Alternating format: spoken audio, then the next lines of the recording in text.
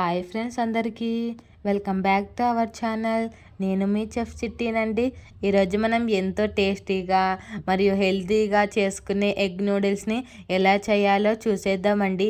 ఈ ఎగ్ నూడిల్స్కి నాకు చాలా అంటే చాలా బెస్ట్ ఎక్స్పీరియన్సే ఉందండి. ఎందుకంటున్నానంటే బయట కొన్ని స్టాల్స్ ఉంటాయి కదండి, ఫాస్ట్ ఫుడ్ సెంటర్లు, అందులోన లైట్ వేసుకొని చేస్తుంటారు ఈవినింగ్ టైము.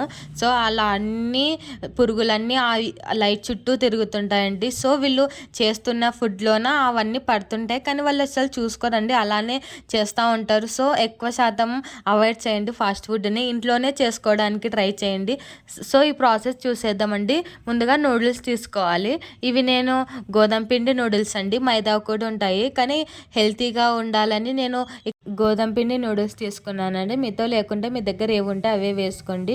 సో ఒక బాండి పెట్టుకొని అందులోన వాటర్ వేసి కొంచెం సాల్ట్, నూనె వేసుకొని బాగా బాయిల్ చేసుకోవాలండి. నూనె వేసుకోవడం వలన అతుక్కోవండి నూడిల్స్ అనేటివి. సో అలా బాయిల్ చేసుకొని ఇట్లా మెత్తగా వచ్చేంత వరకు బాగా ఉడికించుకొని ఒక స్ట్రైనర్లో స్ట్రైన్ చేసుకొని వెంటనే కూల్ వాటర్ వేసుకోవాలండి. అలా వేసుకుంటేనే, లేకుంటే అతుక్కపోతే. సో అవి వేసుకొని పక్కన పెట్టుకుందాం. ఒక బాండీలోన 1 టేబుల్ స్పూన్ల ఆయిల్ వేసి ఇలా మొత్తం అంటేలా చూడండి. మీ దగ్గర బాగా కొంచెం గుంతగా ఉండేది కూడా పెట్టుకోవచ్చు, బాలే. సో నా దగ్గర ఇదే నాన్ స్టిక్ ఉంది కాబట్టి నేను ఇదే యూస్ చేస్తున్నాను.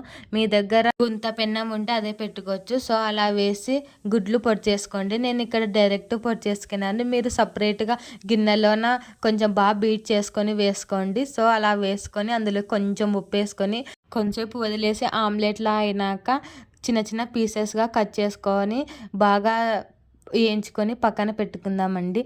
అదే బాండీలోన 1 టేబుల్ స్పూన్ల ఆయిల్ వేసి అందులోన చంపుగా తరుక్కున్న ఉల్లిగడ్డలు మరియు పచ్చిమిరపకాయలు, క్యాప్సికము, క్యారెట్ వేసుకొని 2 నిమిషాలు బాగా కలుపుకోవాలండి. హై ఫ్లేమ్లో పెట్టుకొని బాగా కలుపుకొని అందులోకి కొంచెం పచ్చికరివేపాకు వేసి కూడా కలుపుకొని అందులోన కొంచెం పసుపు కూడా వేసుకొని బాగా వేయించుకోవాలండి. 2 నిమిషాలు బాగా వేయించుకున్న తర్వాత మనం ముందుగా చేసుకున్న ఎగ్ది ఇందులోకి వేసుకొని కలిపేయాలండి. ఇది కొంచెం బాగా కలిపినాక మనం ముందుగా బాయిల్ చేసుకున్న నూడిల్స్ని ఇందులోకి వేసి కలిపేయాలండి. ఇది కొంచెం నిదానంగా కలుపుకోండి, లేకుంటే పక్కకి సల్లిపోతుంది.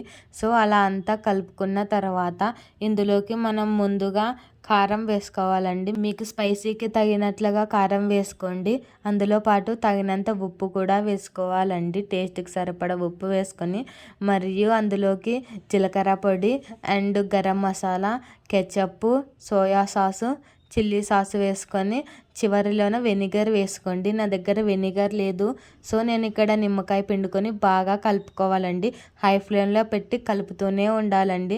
ఈ ప్రాసెస్ చిన్నగా చేసుకోండి, లేకపోతే పక్కన చల్లిపోతాయి. ఎలాగైనా చల్లిపోతాయండి, బట్ చూసుకొని కొంచెం బాగా కలుపుకోవాలండి. మొత్తం కలిసేలాగా కలుపుకున్న తర్వాత వేడి వేడిగా సర్వ్ చేసుకొని నిమ్మకాయ పిండుకొని ఉల్లిగడ్డతో తింటే ఆహా, అస్సలకి రెస్టారెంట్లోనే తినరండి, ఇంట్లోనే చేసుకుంటారు. అంత టేస్టీగా ఉంటుంది.